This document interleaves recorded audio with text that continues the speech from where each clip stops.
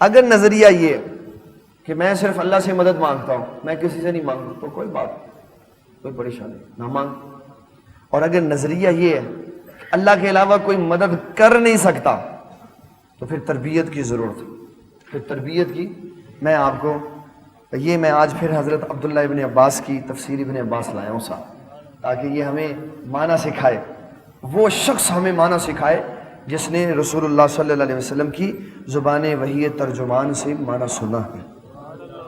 یہ سورۃ النساء کی آیت نمبر ہے 75۔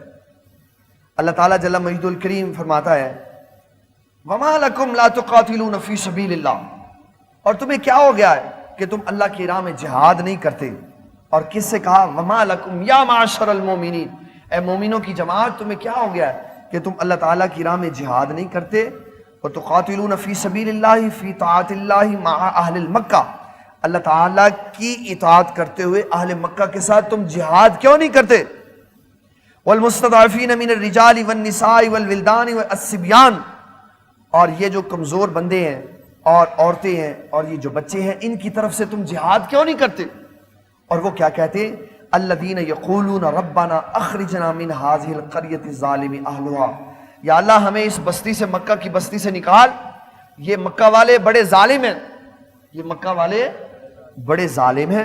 وجعل لنا من لدنک ولیا وجعل لنا من لدنک نصیرا، یا اللہ ہمارے لیے کوئی مددگار بنا اور ہمارے لیے کوئی، وجعل لنا من لدنک ولیا، یا اللہ ہمارے لیے کوئی ولی بنا، یا اللہ ہمارے لیے کوئی ولی بنا۔ ولی بمانا پشت پناہ، بات سننے والا، بات کو حل کرنے والا، اور ولیجم وجعل لنا من لدنک نصیرا، ولی بھی بنا اور مددگار بھی بنا۔ عبداللہ ابن عباس رضی اللہ تعالیٰ عنہ فرماتے ہیں جب مکہ کے لوگوں نے یہ بات کہی، اللہ تعالیٰ فرماتا ہے استجاب اللہ دعاہم، اللہ نے ان کی دعا کو قبول فرمایا، اللہ نے ان کی دعا کو قبول فرمایا۔ اگر صرف اللہ سے مدد لینا ہی کافی ہوتا یا جائز ہوتا اور اس کے علاوہ کسی سے مدد لینا جائز نہ ہوتا تو اللہ ان کی شرکیہ دعا کو کبھی قبول نہ فرماتا۔ اللہ ان کی اصلاح فرماتا کہ تم کوئی مددگار کیوں مانگ رہے ہو، تم مجھے کہو یا اللہ ہماری مدد فرما تو میں تمہاری مدد کروں گا۔ لیکن اللہ نے ایسی کوئی بات نہیں کی۔ نبی صلی اللہ علیہ وسلم کے پیارے صحابی عبداللہ ابن عباس فرماتے ہیں فاستجاب اللہ، اللہ نے ان کی اس بات کو قبول فرمایا اور کیا کیا؟ وجعل لهم نبیا ناصرا وعتابا وولیا، اللہ کے نبی صلی اللہ علیہ وسلم فرماتے ہیں عبداللہ ابن عباس نے فرمایا جب ان بندوں نے یہ دعا کی نا یا اللہ ہمارے لیے کوئی مددگار بنا، ہمارے لیے کوئی ولی بنا، تو نبی صلی اللہ علیہ وسلم فرماتے ہیں اللہ نے دعا قبول فرمائی اور مجھے ان کا مددگار بنا کے بھیج دی۔ سورۃ التحریم آیت نمبر 4، سورۃ التحریم آیت نمبر 4، اللہ فرماتا ہے ان اللہ ہوا مولا، بے شک اللہ تمہارا مددگار، وجبریل، اور جبریل بھی مددگار، اور جبریل بھی مددگار، وصالح المؤمنین، اور صالح ایمان والے بھی تمہارے مددگار۔ عبداللہ ابن عباس رضی اللہ عنہ فرماتے ہیں وصالح المؤمنین جملۃ المؤمنین، جملۃ المؤمنین، کہ رسول اللہ صلی اللہ علیہ وسلم سے لے کے قیامت تک جتنے بندے نیک ہوں گے سارے ہی مددگار ہوں گے۔ کیسے مددگار ہوں گے؟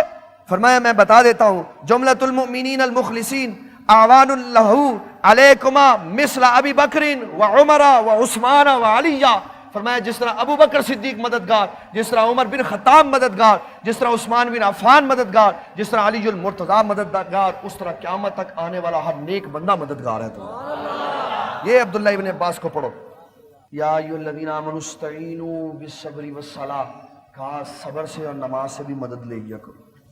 صبر بھی مددگار ہے، صبر بھی مددگار ہے، نماز بھی مددگار ہے، تو یہ دونوں خدا ہیں، صبر خدا ہے، نماز خدا ہے، تو پھر ان سے کیوں مدد لیں؟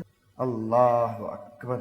سنیں عبداللہ ابن عباس کا خوبصورت معنی، فرمایا یا ایھا الذین آمنوا استعینوا بالصبر علی اداء فرائض اللہ و ترک المعاصی، فرمایا کہ نماز سے، صبر سے مدد کیا ہے؟ صبر سے مدد یہ ہے کہ جب تم فرائض کی ادائیگی کرو گے اور گناہ چھوڑ دو گے تو اللہ تعالیٰ تم سے راضی ہو جائے گا۔ والصلاۃ، اور صلاۃ سے مدد کیا ہے؟ وبکثرت الصلاۃ التطوع باللیل والنہار علی تمحیص الذنوب، فرمایا جب تم راتیں جاگ کر اللہ کی عبادت کرو گے تو اللہ کی طرف سے یہ مدد ہوگی، نماز تمہاری مدد یہ کرے گی تمہارے سارے گناہ مٹا کے رکھ دے گی۔ سورت آل عمران نکالو، 4 پارہ نکالو اور آ جاؤ غزوہ بدر میں، اللہ فرماتا ہے کہ 1000 فرشتوں نے تمہاری مدد کی۔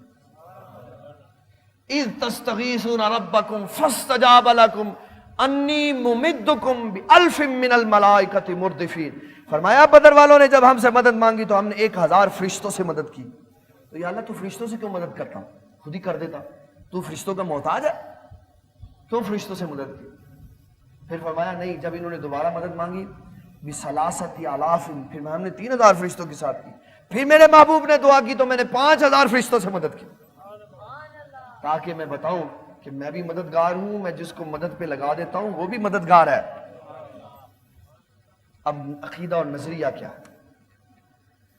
جبرائیل علیہ السلام اپنی مرضی سے کسی کی مدد نہیں کرتے، اپنی مرضی سے کسی کی مدد نہیں کرتے۔ میکائیل علیہ السلام، اسرافیل علیہ السلام، عزرائیل علیہ السلام اپنی مرضی سے کسی کی مدد، جس کے بارے میں اللہ فرماتا ہے جا جبرائیل اس کی مدد کر، اس کی مدد کرتی۔ اللہ کے کسی بندے سے مدد مانگو، قرآن مجید کی اس آیت کے تحت ان اللہ ہوا مولاہ و جبریل و صالح المؤمنین، یہاں اس آیت کے تحت جو سورۃ النساء کی میں نے ابھی سنائی ہے، الذی جعل، جس میں مکہ کے لوگ کہہ رہے ہیں کہ یا اللہ ہمارے لیے مددگار بنا، ما لکم لا تقاتلون فی سبیل اللہ والمستضعفین من الرجال والنساء والولدان الذین یقولون ربنا اخرجنا من هذه القرية الظالم اهلها واجعل لنا من لدنک ولیا واجعل لنا من لدنک نصیرا، اللہ سے کہو ہمارے لیے مددگار بھیج، یا اللہ تو ہماری مددگار، تو ہماری مدد کر، یا اللہ تو کوئی بندہ مددگار بھیج دے، یا کسی اللہ والے سے کہو کہ تو ہماری مدد کر دے۔ اللہ جل مجدہ الکریم کی اجازت، اس کے فضل اور اس کی مرضی کے بغیر کوئی مدد نہیں کر سکتا۔ جو بھی مدد کرے گا اللہ کی دی ہوئی طاقت سے کرے گا، اللہ کی دی ہوئی توفیق سے کرے گا، اس کے اذن سے کرے گا، اس کی اجازت سے کرے گا، تو پھر مدد ہوگی، ورنہ مدد نہیں ہوگی۔